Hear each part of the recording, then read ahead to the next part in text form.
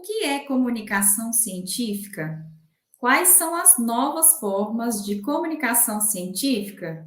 Comunicar a ciência de forma acessível, clara e popular é fundamental para aproximar os cidadãos das questões científicas que afetam profundamente a vida de todos, afirmou o criador do projeto Micocosmos, o professor Francisco Calaça, o nosso convidado do programa de hoje.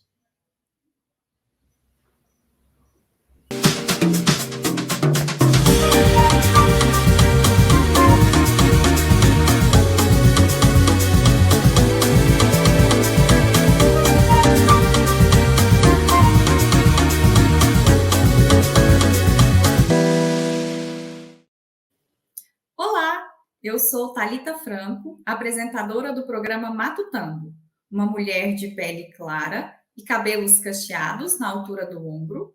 Estou vestindo uma blusa preta e ao fundo eu tenho uma estante com livros e um armário na cor bege.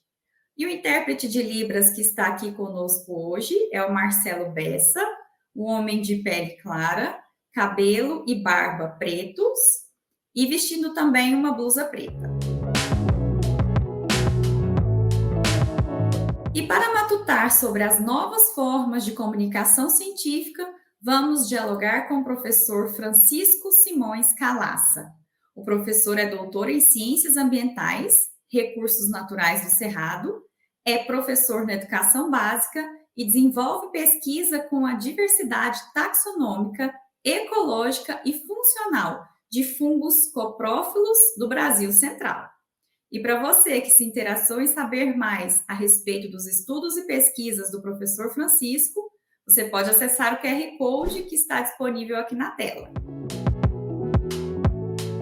Professor Francisco, é um prazer enorme tê-lo aqui conosco no nosso programa Matutando de hoje. Seja muito bem-vindo.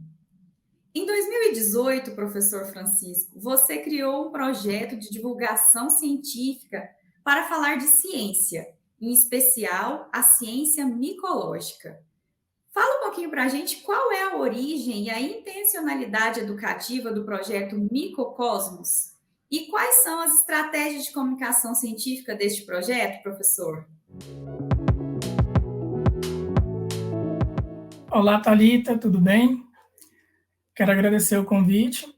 Eu sou um homem de pele negra, cabelo e barba pretos. Estou usando uma camiseta azul e atrás de mim tem uma estante com livros e alguns objetos.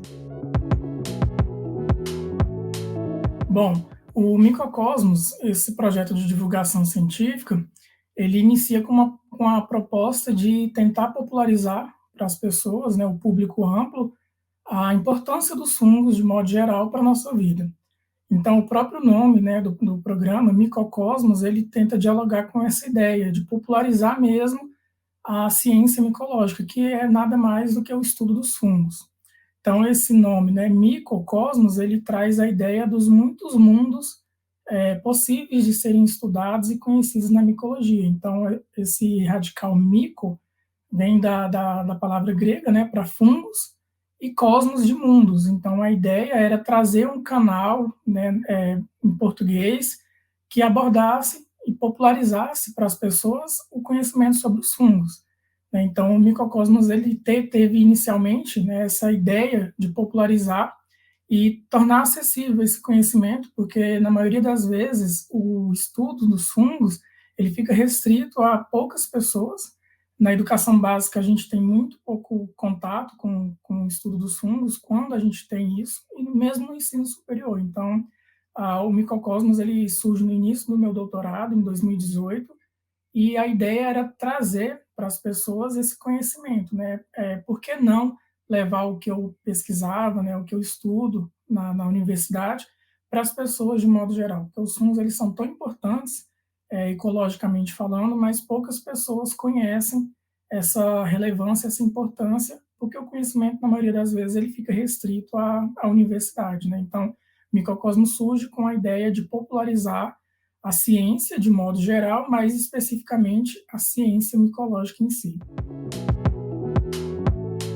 E entre essas estratégias, né, que eu utilizo para fazer essa comunicação, por exemplo, eu ressalto um site, né, que foi desenvolvido para dar suporte para o que é feito na rede social.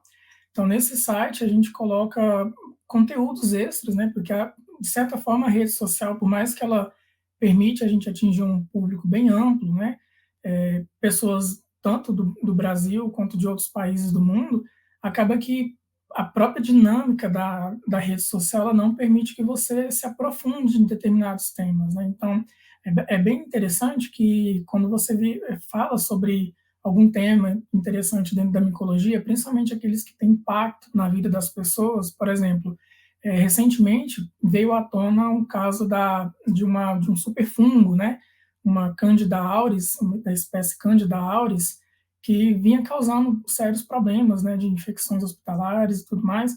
Então, esse tema ele gera um interesse popular justamente pelo impacto que causa na nossa vida, né? Então, o site ele permite que a gente possa se aprofundar nesses temas, né, colocando materiais extras, textos extras, artigos científicos, né, que podem ajudar as pessoas a se aprofundar, né, nesse conhecimento. Até mesmo o que é interessante, que muitas pessoas gostam de tirar dúvida mesmo, né, comprovar se aquela informação que a gente está divulgando é verdadeira, né, então, por meio da disponibilização dos artigos científicos, a gente consegue fundamentar melhor esse conhecimento, né, para tentar deixar bem claro esse conteúdo para as pessoas. Então, nessas estratégias que são adotadas, eu utilizo bastante uma estratégia nas redes sociais, que é a imagem legenda informativa. Então, sempre a gente cria cards, né, com uma linguagem acessível, um visual que é atrativo, né, que chama a atenção das pessoas, e veicula isso a uma legenda informativa. Nessa legenda, a gente também prioriza a linguagem acessível, porque a divulgação científica ela não precisa ser uma linguagem técnica, na verdade, ela não tem que ser técnica. Mas também a gente não tem que desprezar os conhecimentos, né, que a gente fala de conhecimentos ancoradores ou conhecimentos prévios que as pessoas têm. Então, assim, a gente não despreza o conhecimento da pessoa, mas embasa o que a gente está divulgando juntamente com esse conhecimento que as pessoas fazem. Então, essas estratégias, todas elas aliadas, né, às estratégias de comunicação que existem, permitem que a gente atinja as pessoas de fato, né? E hoje eu vejo assim que tem uma diferença bem grande, principalmente entre o público que acompanha o microcosmos, do conhecimento que eles têm, né? Então a gente consegue ver que de fato a gente consegue atingir as pessoas porque elas passam a se interessar mais, às vezes vê um fungo, manda uma foto, né, para falar que encontrou aquele fungo. Então a gente percebe que aos poucos a gente vai atingindo as pessoas para o propósito que a gente quer, que é desmistificar os fungos, né? Tirar esse receio que as pessoas têm de achar que os fungos são maléficos ou fazem só mal, que na verdade eles trazem mais benefícios, né, não só para a humanidade, mas para o planeta todo.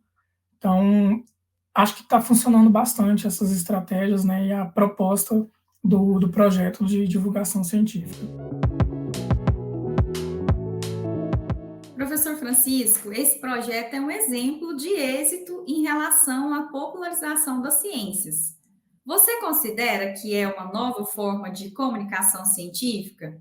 Explica para a gente um pouquinho sobre isso e, se for possível também, dê exemplos dessas novas formas de comunicação científica. Sim, a ideia do microcosmo ele surge no momento, né, do início ali da pandemia.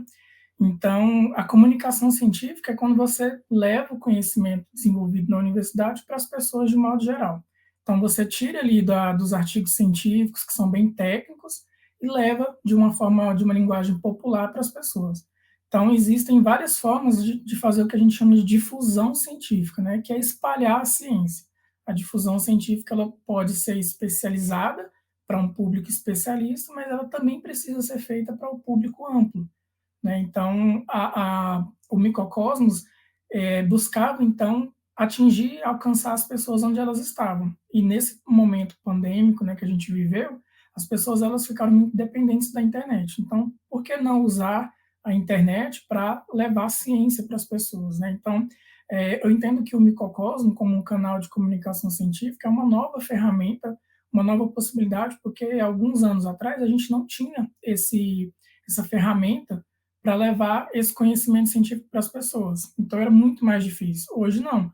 Com a internet, você consegue fazer uma divulgação que vai alcançar as pessoas onde elas de fato estão, né? Que é na internet, nas mídias sociais diversificadas. Então, quando você, por exemplo, eu utilizo a plataforma Instagram, né, principalmente, mas outras mídias sociais também, mas lá no Instagram a gente tem uma ampla possibilidade de fazer essa divulgação, essa difusão científica, principalmente compartilhando imagens, vídeos, né, fazendo apresentações ao vivo, onde a gente consegue atingir as pessoas e um público bem amplo, né, para tentar levar esse conhecimento, tirar ele ali dos muros, né, transpor os muros da universidade, levando especificamente ali onde as pessoas estão. Então, a pessoa está lá tranquila em casa, ela consegue ter acesso a esse conhecimento.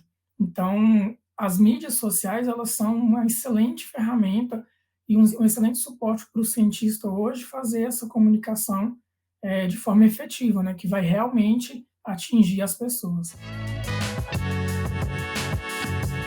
Professor Francisco, nessa perspectiva, nós consideramos que a popularização das ciências é uma necessidade social primordial ao desenvolvimento humano. E nessa lógica, a comunicação científica tem um papel fundamental nas relações sociais. Mas nós vamos continuar este diálogo no próximo bloco. Voltamos já já.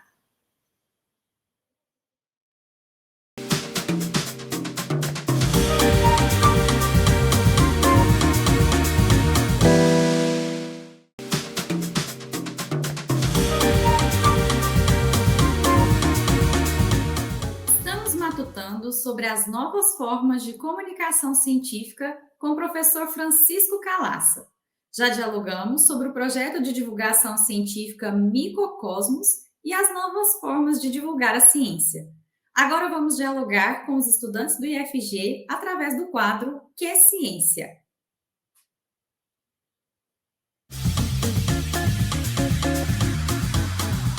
Meu nome é Eliette, sou aluna do IFG no campus de Aparecida de Goiânia, no curso Técnico em Alimentos.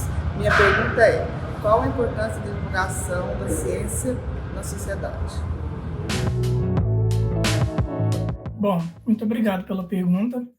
Não dá para a gente hoje falar de comunidade, de sociedade, sem falar de ciência. A ciência ela está presente em todo o nosso cotidiano, né? A gente está podendo ter essa conversa aqui por meio da ciência, né? Então, houveram pessoas que desenvolveram a tecnologia que permite que a gente possa estar tendo esse diálogo aqui hoje. Então, a comunicação científica, né, a divulgação científica, como a Thalita falou no início, né, ela é primordial. Né? Então, a gente defende essa ideia de que a divulgação científica é aquilo que vai permitir as pessoas, né, se aproximarem das questões sociais que afetam a vida de todo mundo como comunidade. Né? Então, eu gosto muito de dar o exemplo da ideia das vacinas. Né? Então, qual que é o impacto da gente fazer uma divulgação sobre a importância das vacinas pensando na sociedade, né? Porque se eu não me vacino, isso aí pode afetar não somente a mim, mas toda a comunidade onde eu vivo, né? E além disso, não somente das vacinas, mas em todos os aspectos da sociedade, falar de ciência e fazer com que as pessoas entendam a importância da ciência é extremamente importante por vários aspectos, né? Desde de mostrar que a ciência ela é importante e relevante para o nosso desenvolvimento como espécie, né, para o desenvolvimento da humanidade, até mesmo para que, por exemplo, em questões mais práticas, seja dado cada vez mais importância ao trabalho do cientista, né, ao financiamento de pesquisas científicas, que, no final das contas, todo o conhecimento que é gerado, né, em termos científicos, ele vai ser retornado para a sociedade de alguma forma. Né, mesmo que seja de formas indiretas, que na maioria das vezes as pessoas acham que não tem ciência ali, né, mas a ciência está presente o tempo todo. Né, então, desde ali do início da humanidade, quando o primeiro ser humano, né, passa a observar o ambiente onde ele está e relatar aquilo a posteridade, né, o que a gente chama de cultura, passar aquele conhecimento para frente, a gente vê a importância da ciência, porque pode parecer que não, mas escrever com um lápis num papel é ciência, né? Então, a importância disso, de popularizar isso e alcançar as pessoas com isso, é extremamente grande, porque é somente por meio da divulgação científica que a gente vai conseguir falar para as pessoas, né? Ó, a ciência ela é realmente importante, a gente precisa investir em ciência, precisamos valorizar os nossos pesquisadores, né, as pessoas que fazem essa ciência, porque sem ela a gente não vive, né? Então, se a gente tem uma expectativa de vida elevada, isso aí existe uma grande cadeia, né, de processo científico, de pesquisa que foi feita por trás. Então, dentro do meu campo de atuação, né, que é a micologia, que é o estudo dos fungos, por que as pessoas precisam saber da importância dos fungos, né? Por que a gente precisa, por exemplo, entender que a gente precisa conservar, proteger os fungos, né? A gente fala muito em conservação de plantas, de animais, mas muito pouco se fala da conservação dos fungos. Por que é importante, né? Então, quando a gente entende isso, nós podemos perceber que os fungos eles estão ali fundamentando a vida na Terra, né? Então, se existe vida da forma como a gente conhece, muito se deve aos fungos, por diversos processos que eles realizam, né, nos ecossistemas. Então, por que uma dona de casa, uma estudante da educação básica, um cientista que estuda o universo, ele precisa saber da importância dos fungos? A resposta mais simples é porque eles fazem a mediação do que a gente entende por vida, né? Então, é importante que a gente faça com que as pessoas entendam todos os aspectos da ciência para que, primariamente, se valorize isso, se valorize esse conhecimento, né? E que para que a gente possa defender a ciência e todos os benefícios que ela traz para a humanidade. Então, quando eu falo que é importante as pessoas conhecerem e defenderem a ciência, porque isso afeta a nossa vida, isso não é um exagero, né? Ela realmente, de fato, é um saber, né? Uma temática que afeta não somente a minha vida, mas a da comunidade onde eu vivo. Então, quando a gente fala, eu quero fazer divulgação científica, é porque a gente quer, de fato, modificar, né, a mente das pessoas para que, a partir disso, ela consiga modificar o ambiente onde ela vive com base na ciência, né? Professor Francisco, e a nossa contribuição com essa questão da estudante é a indicação do seu website, do projeto Micocosmos, disponível no endereço www.micocosmos.com, em especial a parte dos projetos e parcerias. E dando a continuidade ao nosso diálogo, professor Francisco, você tem atuado no desenvolvimento de metodologias alternativas e materiais paradidáticos para o ensino e popularização da ciência micológica. O que caracteriza e quais são os tipos de metodologias alternativas? Que materiais estão sendo produzidos com essa intencionalidade, né, de popularizar a ciência? Bom, além da comunicação técnica, né, que a gente faz entre pares, então, por exemplo, a pesquisa que eu distribuo para outros cientistas, dentro da divulgação científica é importante que você atinja as pessoas na forma que elas possam compreender, né? Então, essa ideia dos materiais didáticos alternativos é justamente produzir materiais que vão veicular esse conhecimento científico ali já desde a educação, né? Então, da educação básica com as crianças, ali no ensino fundamental 1, 2. Então, a ideia é mediar esse conhecimento, né, iniciar a divulgação ali já com os pequenos. Então, por exemplo, o Micocosmo tem trabalhado nessa etapa que, dentro do que a gente entende como materiais, né, desde livros a cartilhas, né, até mesmo o uso das próprias redes sociais como um material didático, como uma ferramenta didática, né? Então, como eu posso usar as próprias mídias sociais para ensinar sobre essa temática, né? Então, a gente tem desenvolvido atividades, né, roteiros didáticos, que a gente possa utilizar o próprio conteúdo que é compartilhado nessas redes sociais para ensinar. Então, um exemplo a gente faz uma postagem sobre um fungo em específico, e como a gente pode usar isso, então, para levar para dentro da sala de aula, né, para trabalhar ali com as crianças esse conhecimento e usar a ferramenta, né? Então, como um novo método de comunicação científica, não somente usar ali para aprender no celular, mas também mostrar para os professores que esses recursos podem ser e devem ser aplicados em sala de aula, né? Então, além dessa própria utilização das mídias sociais, a ideia de desenvolvimento de jogos didáticos, né? Porque aprender brincando também é muito importante, porque eu acredito que isso fixa até melhor o aprendizado, né?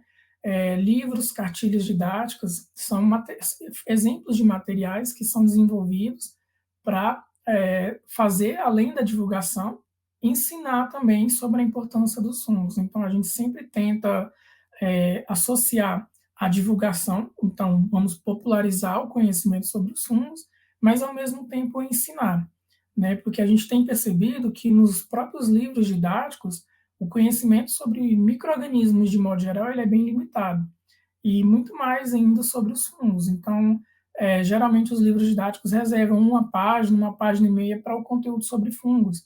Então, o que é necessário entender sobre esses organismos fica bem subexplorado. Então, a ideia é, além de popularizar, ensinar por meio dessas diferentes estratégias, né? Seja desde o uso da mídia social ao desenvolvimento de materiais alternativos, como aqueles que não são encontrados como materiais didáticos propriamente dito, como livros, cartilhas, jogos, e assim, né, a gente consegue firmar melhor essa divulgação e esse conhecimento. Professor Francisco, muito obrigado por compartilhar as suas ideias e também por incentivar os estudos e pesquisas sobre a comunicação científica. E para a gente dar continuidade a esse diálogo de uma temática que é tão essencial, você poderia fazer uma indicação de uma produção cultural sobre tudo isso que matutamos no programa de hoje?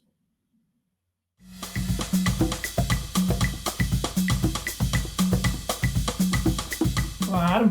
Eu gostaria de convidar a todos e todas para conhecer, né, o trabalho que a gente faz nas mídias sociais. Então, conhecer o perfil @micocosmos no Instagram, para ficar por dentro, né, do tipo de trabalho, né? Então, a gente tem dentro desse projeto várias temáticas do que a gente faz como divulgação científica e também conhecer o nosso site, né? O site do Micocosmo, ele é bem mais amplo, então tem bastante conteúdo que pode ser acessado, livros, né, e conteúdos extras que não são possíveis da gente colocar nas redes sociais. Então, eu gostaria de convidar a todos e todas para conhecer o nosso canal, né, o nosso projeto, através das nossas redes sociais e do nosso site também. E eu gostaria de convidá-los, além de conhecer os canais, né, do Micocosmo, conhecer outros projetos que eu estou envolvido. Então, vocês podem acessar o nosso site e consultar a aba de parcerias e acessar, por exemplo, o canal da IUCN sobre a conservação dos fungos no Brasil, que é um grupo específico para estudos da conservação da funga do Brasil, vinculada à IUCN, que é um dos maiores órgãos sobre conservação da biodiversidade do mundo, e esse grupo é específico para tratar sobre os fungos do Brasil e a sua conservação. Então, eu gostaria que vocês também acessassem para que conheçam o trabalho que é desenvolvido no nosso grupo de conservação de dos fungos do Brasil, conhecer também o site e o Instagram desse projeto, para que vocês conheçam o que tem sido feito no Brasil para tratar da conservação dos fungos e também entender, né, o porquê de realizar esses estudos de conservação desses organismos que são tão importantes para a nossa vida. Quero agradecer o convite do IFG pela oportunidade, né, de falar um pouco sobre a divulgação científica e o trabalho que eu realizo no Micocosmos. Agradeço a toda a equipe do Matutando pela oportunidade e fico à disposição, caso vocês queiram, para conhecer o projeto e a gente interagir e matutar mais um pouco por lá. Um abraço, obrigado. Professor Francisco, mais uma vez, o nosso muito obrigada. Foi muito bom matutar e aprender com você no nosso programa de hoje. Agradecemos também à Pró-Reitoria de Pesquisa e Pós-Graduação pela indicação e proposição deste episódio, em especial ao professor Vanderlei Azevedo de Brito. E siga as nossas redes sociais e continue acompanhando o Matutando pela Ciência. Por hoje é só. Tchau, tchau!